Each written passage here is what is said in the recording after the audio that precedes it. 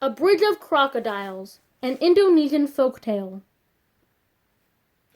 One morning, Conchil the mouse deer wanted to visit a friend of his, another mouse deer, who lived on the other side of the river.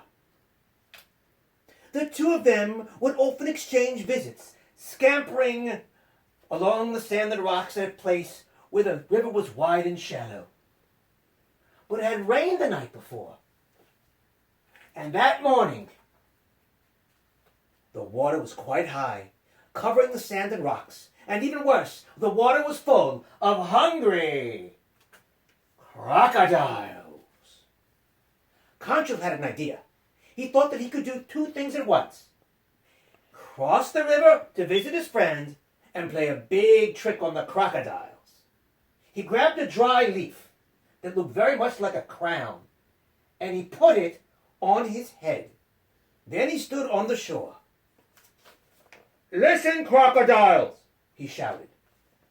"Attention, all you crocodiles! I have a royal proclamation from our king. His Majesty has declared that all crocodiles living in this river must be counted." "Why does he want to count us?" snapped an old crocodile. "Because he's planning to invite all of you to a great feast, and his cook needs to know how much food he should prepare for you," answered Conchil. The crocodiles looked at Conchil, thinking that he would make a fine dinner himself. But the prospect of being invited to the palace for a royal feast was so wonderful that they went to gather all their friends and relatives. "Come, come, it's going to be a feast! Let's go! Come!" When he saw all those crocodiles splashing and thrashing in the water, Conchil wondered aloud, "How shall I ever be able to count you all? There are so many of you, and you have moving around so much." He shook his head sadly. Discontent rumbled through the ranks of the reptiles. "Oh, I know," said Conchil. "Why don't you all line up? Make a line of crocodiles from here all the way to the other side of the river, and then I'll be able to count you easily." The crocodiles lined up, head to tail, one after the other, all the way to the other side of the river,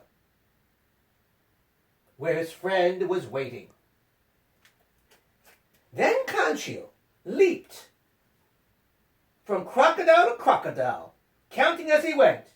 1, 2, 3. As he hopped off the back of the last crocodile, he paused for a moment to say, "You all will be receiving your dinner invitation soon. Goodbye."